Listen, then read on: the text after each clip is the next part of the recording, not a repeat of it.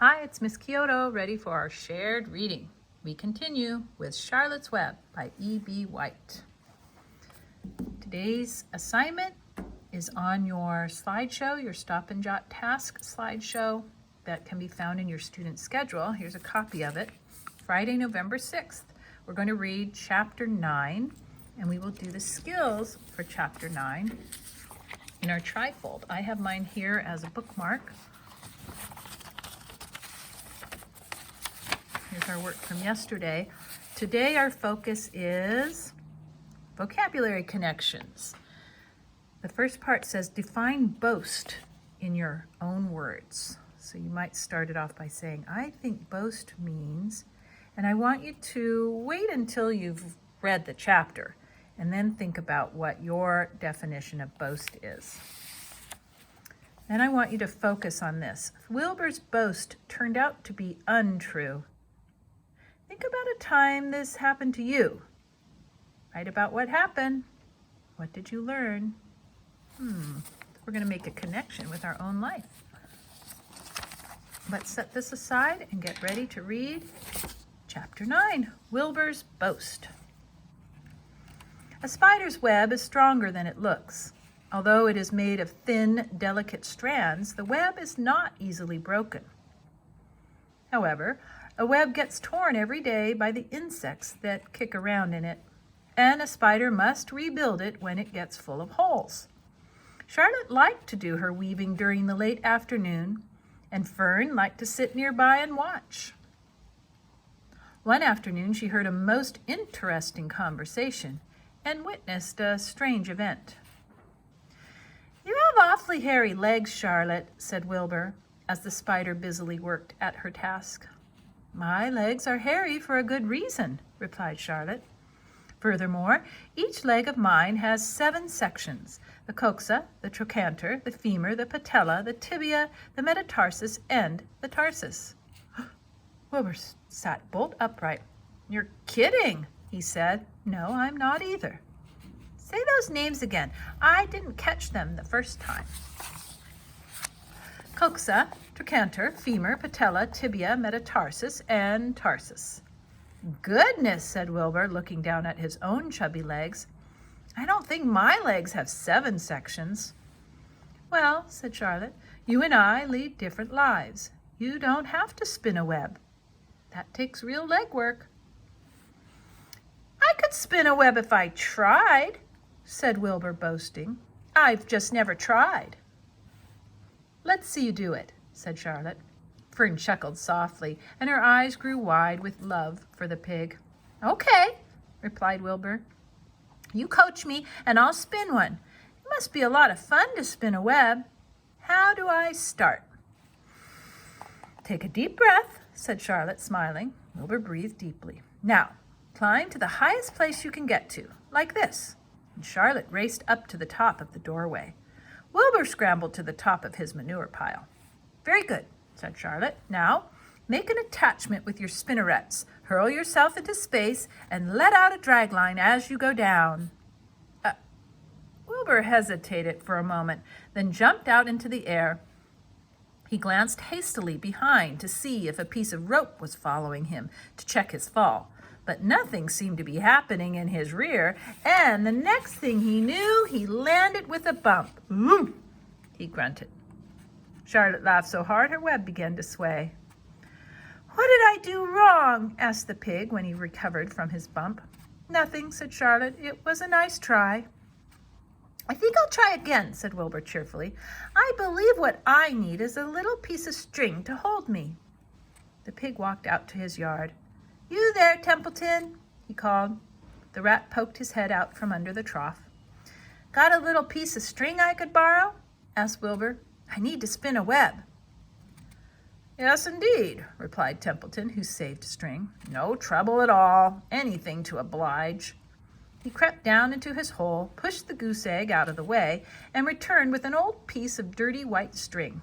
Wilbur examined it. "That's just the thing," he said. "Tie one end to my tail, will you, Templeton?"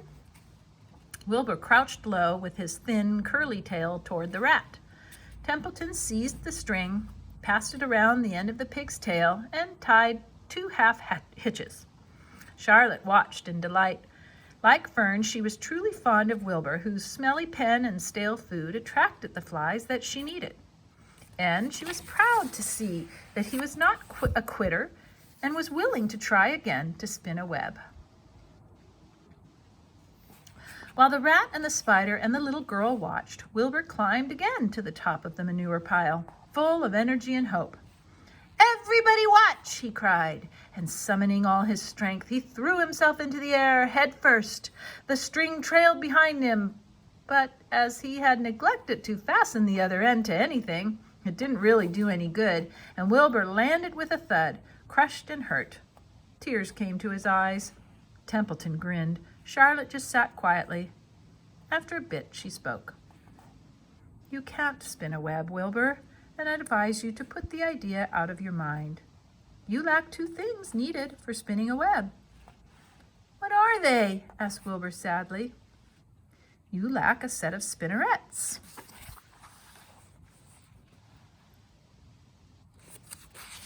"And you lack know-how. But cheer up, you don't need a web. Zuckerman supplies you with 3 big meals a day. Why should you worry about trapping food?" Wilbur sighed. "Oh, you're ever so much cleverer and brighter than I am, Charlotte. I guess I was just trying to show off. Serves me right." Templeton untied his string and took it back to his home. Charlotte returned to her weaving. "You needn't feel too badly, Wilbur," she said. "Not many creatures can spin webs.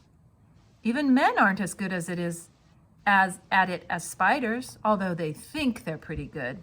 And they'll try anything. Did you ever hear of the Queensboro Bridge?" Wilbur shook his head. Is it a web?"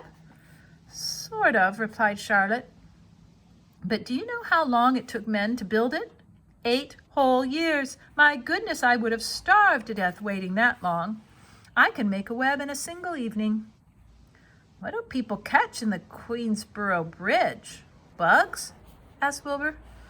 "No," said Charlotte. "They don't catch anything. They just keep trotting back and forth across the bridge, thinking there's something better on the other side. If they'd hang head down at the top of the thing and wait quietly, maybe something good would come along. But no, with men it's rush, rush, rush every minute. I'm glad I'm a sedentary spider." "What does sedentary mean?" asked Wilbur. "Means I sit still a good part of the time and don't go wandering all over creation. I know a good thing when I see it, and my web is a good thing. I stay put and wait for what comes. Gives me a chance to think." "Well, I'm sort of sedentary myself, I guess," said the pig. "I have to hang around here whether I want to or not. You know where I'd really like to be this evening?" "Where?" "In a forest, looking for beech nuts and truffles and delectable roots, pushing leaves aside with my wonderful strong nose, searching and sniffing along the ground, smelling, smelling, smelling." "You smell just the way you are," remarked a lamb who had just walked in. "I can smell you from here.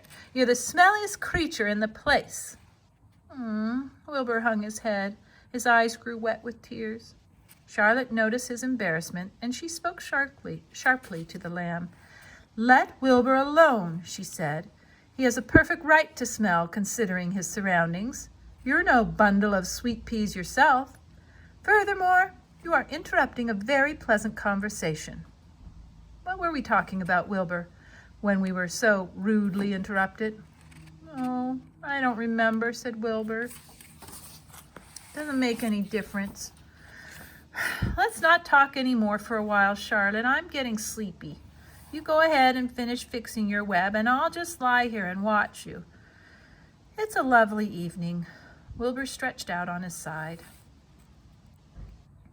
Twilight settled over Zuckerman's barn, and a feeling of peace. Fern knew it was almost supper time, but she couldn't bear to leave. Swallows passed on silent wings, in and out of the doorways, bringing food to their young ones. From across the road, a bird sang, "Whippoorwill, whippoorwill." Lurvy sat down under an apple tree and lit his pipe. The animal sniffed the familiar smell of strong tobacco. Wilbur heard the trill of the tree toad and the occasional slamming of the kitchen door. All these sounds made him feel comfortable and happy, for he loved life and loved to be a part of the world on a summer evening. But as he lay there, he remembered what the old sheep had told him. The thought of death came to him, and he began to tremble with fear. "Charlotte," he said softly. "Yes, Wilbur? I don't want to die." "Of course you don't," said Charlotte in a comforting voice. "I just love it here in the barn," said Wilbur.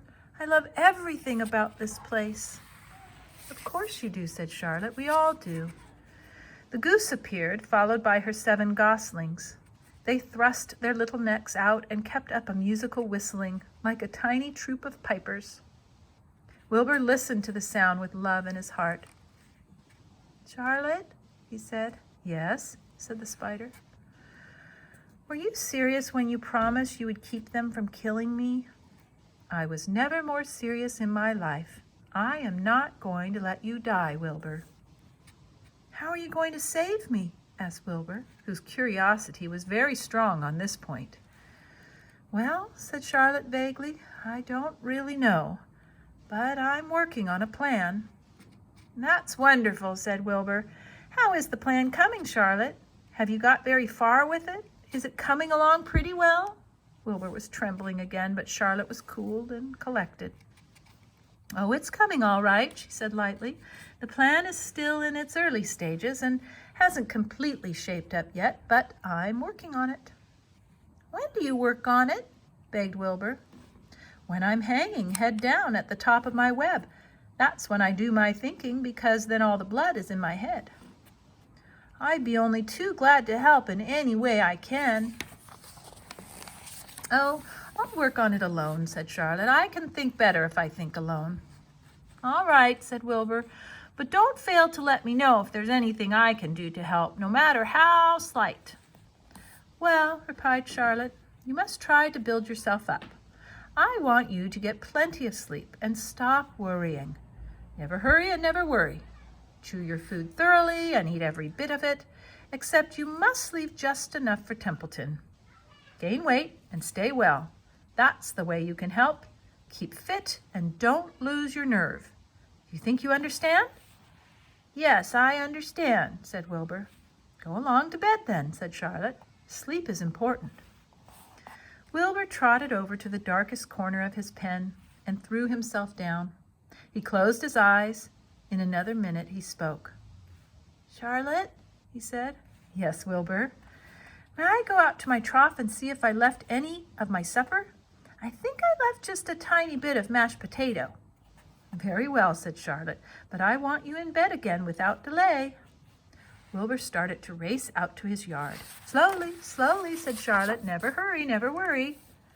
Wilbur checked himself and crept slowly to his trough. He found a bit of potato, chewed it carefully, swallowed it, and walked back to bed. He closed his eyes and was silent for a while. "Charlotte," he said in a whisper. "Yes?" "May I get a drink of milk? I think there are a few drops of milk left in my trough." "No, the trough is dry, and I want you to go to sleep. No more talking. Close your eyes and go to sleep." Wilbur shut his eyes. Fern got up from her stool and started for home, her mind full of everything she had seen and heard. "Night, Charlotte," said Wilbur. "Night, Wilbur." There was a pause. "Good night, Charlotte." "Good night, Wilbur." "Good night." "Good night." All right. So, go back. Think about what that word boast means. What do you think it means? Put it in your own words. And then think about a time maybe when you boasted. You said something you could do, but you really couldn't. Or maybe you experienced it with someone else. Write about what happened and what did you learn. That's all for now. Bye.